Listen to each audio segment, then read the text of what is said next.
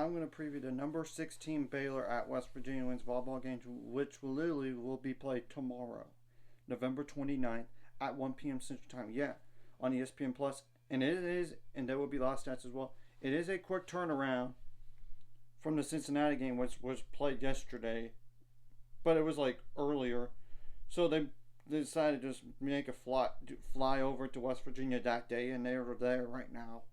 So no need to worry about that part. And there was a back-to-back 3-2 wins here. I mean, against Houston, 3-2, and yesterday against Cincinnati, 3-2, and they actually finished on a 7-0 scoring run, and they did that 3-2 win despite losing the first set. So good for them to win a game without the first set, but let's not make it as dramatic if you can. And Cincinnati was trying to play for their lives just to make an NCAA tournament somehow, but it would take a little bit of chaos. But so Baylor is now 21-7 on the year, 13-4 in the Big 12. The highest they're going to be in the Big 12 this year is tied for third, but the head-to-head goes to Utah because we did lose to Utah. So fourth technically, if you want to say that. But and I do not know the injury stats for West Virginia going into this game. But I do know they are 8-20 on the year. With the 3-0 loss to TCU, but they were right there with TCU, 25-22 in the first two sets. But then it was runaway, 25-16, and they have lost 1, 2, 3, 4, 5, 6, 7, 8, 9 games in a row. But the first two losses were 3-2. It was. And they literally had like another game that was 3-2, one of the losses in the Big 12 this year. Actually, two of them in Iowa State and in Texas Tech. Texas Tech and Kansas State again. So 4 times this year in the Big 12, 3-2 losses. So we cannot overlook this team because I know they're not that great in record, but you've got to find a way to win this match. Just to think about being a top, hosting for the first 2 rounds in the NCAA tournament. That's the last thing we're going to mention about that. I'm serious because I saw the bracketology by one person yesterday, but it was prior to all the games being played. Baylor was a 5, and it seemed a little silly because Florida was a 4 seed, but guess what? They lost. If you check out the results, NCAA-wise. So, enough of that situation. So, what are some players to keep it on for West Virginia? I want to first of all go, and I do not know the injury status on Baylor, but Grace Carroll is healthy apparently. Just let you know, and I did notice she had like a knee brace the last home match. So, Cindy Reed, number 2, is a 5'6" libero. That is a grad senior. And they do have a new head coach. If y'all don't know that already.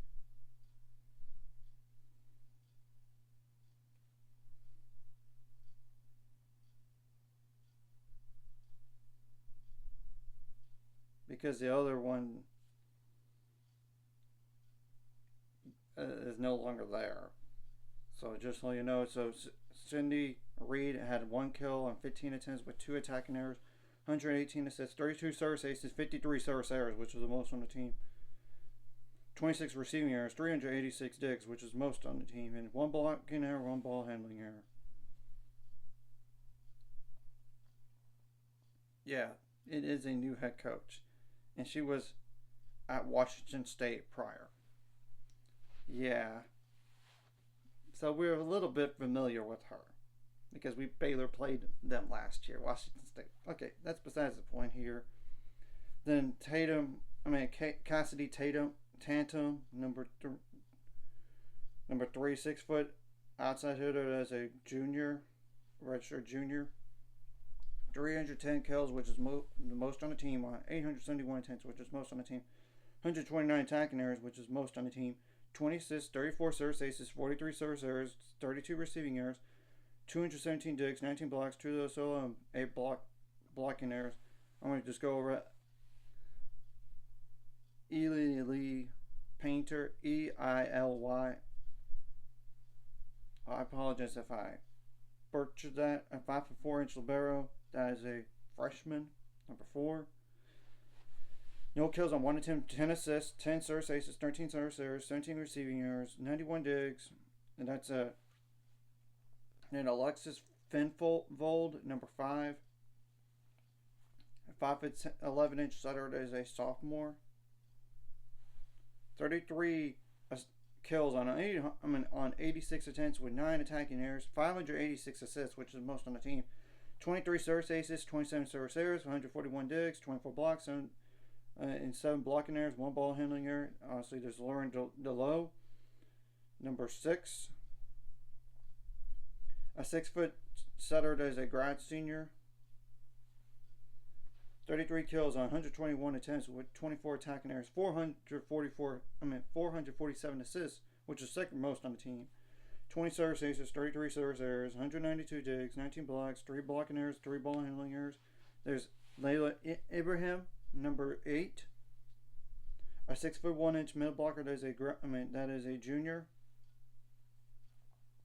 181 kills on 431 attempts with 85 attacking errors. With one assist, 1 service error, 1 receiving error, 24 digs, 109 blocks, which is most on the team by far. 26 of those being solo and 12 blocking errors. And West Virginia is 2-15 in a conference right now, just to let you know. Besides the overall record of 8-20. And there's Chelina Ledier, number 9. 6'2" middle blocker that is a junior. I know she's only played 36 sets, but I'm just going to have to mention 11 kills on 50 attempts with 6 attacking errors, 1 assist, 6 digs, 32 blocks, 6 solo, and 6 blocking errors. Then it's Quincy Coyle, number 10. A 6-foot outside hitter as a junior. 129 kills on 455 attempts with 74 attacking errors, 16 assists, 32 service aces, 42 service errors, 40 receiving errors, 169 digs, 16 blocks, 3 of those solo, 5 blocking errors, 1 ball handling error. I might as well go over Anita Svetina, Svetina. I apologize if I butchered that.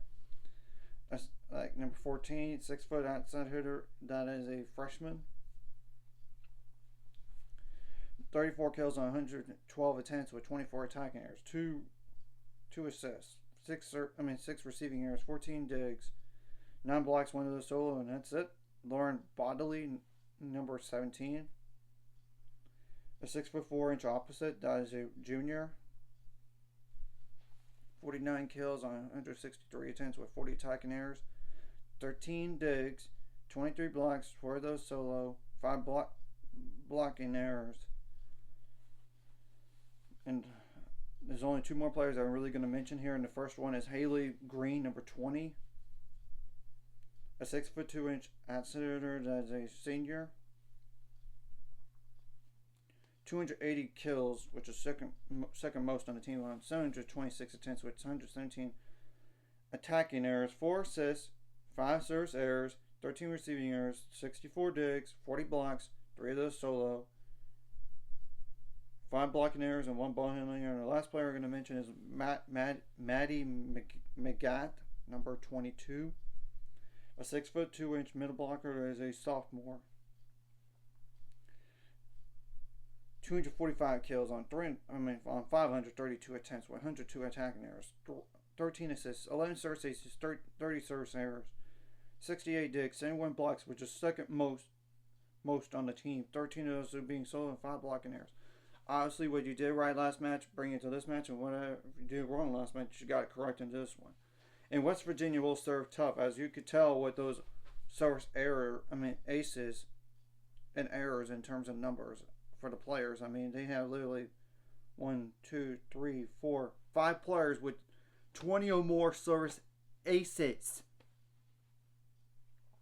And they have a lot of service errors. 251 overall as a team. So obviously, if they give points through service errors, it's on them. But we gotta serve tough to get them out of system, and I know they're gonna try to get Baylor out of system as much as possible. I already know.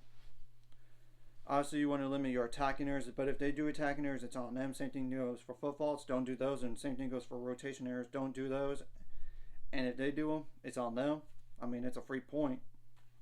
And same thing goes for net violations too. Obviously, if it's outside the antenna, you could still touch the net, but you don't want it. But still, if the ball hits the antenna, it's automatically out. And you gotta win those jousting situations. I mean, because it does make a difference, and obviously you want to force like overpasses, and if there's a free ball, you gotta take advantage of it. If you have to do a free ball, you gotta play good defense, and you gotta take advantage of those situations, whether it's like a free ball or overpass. You gotta take advantage of it and not have attacking errors or net violations. You know. Obviously, you got to come out with energy and try to take this crowd away from this game. And I don't know how many people are really going to be there, but you still get the point. And you got to come out of the gates focused from the jump. You can't play down to your level of competition like you have been for the last 2 matches. I'm just saying. And look, prior to the last match, we didn't hardly win at that first set. So let's not try to do that again. I would prefer winning the first set to get the pressure on West Virginia. I mean, that's just telling the truth. And you got to have some variety on offense. That way you don't be so predictable. And also you could tell if West Virginia's going to do to stop them. And you want to out-dig them, out-block them, out-kill them, out-assist them. I mean, you got to have, like, stop them offensively as much as possible. You got to pass the ball well. You got to serve, receive well. You gotta be good on like side out percentages. You gotta have like protect leads and sets, and not just let them climb back into it. Protect those leads, if not extend them. And you gotta make adjustments on the fly, not just from set to set, but during those sets as well. So I don't want to go too much in depth here, but seriously. Let's go out and take care of business. Don't be intimidated by the crowd. Don't be intimidated by these players for West Virginia. Show them who's boss. And let's take them to the back of the woodshed and straight up beat them on their home floor. And they're literally going to try to win this match for their seniors. And let's not let like some oops. There was a upset that to a team that really shouldn't beat us. Let's not allow that to happen to begin with. I mean, let's not try to. And I know they're not going to try to let that happen because they know what's on the line. First of all, in the conference, you could finish technically tied for third, but head-to-head goes for Utah. And you could be you could host the first 2 rounds of the NCAA tournament. You could potentially do that. If not, get yourselves a better shot to be somewhere else. I mean, somewhere that you can win the second round game against somebody. But still, obviously, if you win the first set, try to make it 2 sets of 9, and then try to finish them in 3. If not, do it in 4, and hopefully we don't have to go to a 5th set again, unlike the last 2 games. But if you do have to go to a 5th set, you gotta take control from the get-go. I mean, that's the thing. And if you do lose the first set again, you know how to win without the first set. So just make adjustments, and we might play some players that like backups at times in this game. Just give them reps. But at the same time, you don't want to be in a situation where, oh no, we're down 2 sets to 9 or 2 sets to 1 here. If you're tied 1-1 in the sets, try to get the third one to make it 2 sets to 1 and try to finish them in 4. If not, try to get it in 5. But hopefully we don't have to go to 5 for this. And I expect West Virginia to put up a fight. It's their senior day after all. And they want to end the season with a positive note instead of 10 straight losses. I mean, I'm just telling the truth. And that's all I got to really say about this match. So anyways, if you like this content, hit the like and subscribe button. See you guys later on the road to 7 subscribers. Close ultimate goal is 1,000 more money. Of course, like a video. Comment really helps YouTube algorithms. More people see it. Sharing the video does help as well as more people could watch it. If you're watching, And then hit subscribe button, ring the notification bell as well. And try to limit the scoring runs for West Virginia as much as possible. I mean, and they will serve tough. And you got to serve tough yourselves. I mean, make it difficult for them. And you got to you might need to change it up, like on the way you attack, where it's like a full-on spike or just a touch over. But you get the point, and do different angles at times. And obviously, they might just try to hit the hands and try to hope the ball goes out of bounds. But if it does, just try to dig that ball out as much as possible and continue on to the next point. And one thing I forgot to mention, and this is the last thing here, win the long rallies. It does make a difference in the set, if not the match. That's all I gotta say. Let's try to take away their hope early as possible in this match, and don't let them hang around. And I know they put a fight against TCU, so you can't overlook them in the first two sets, or in general. They did put up a fight. So that's all I gotta say. And happy Thanksgiving, y'all.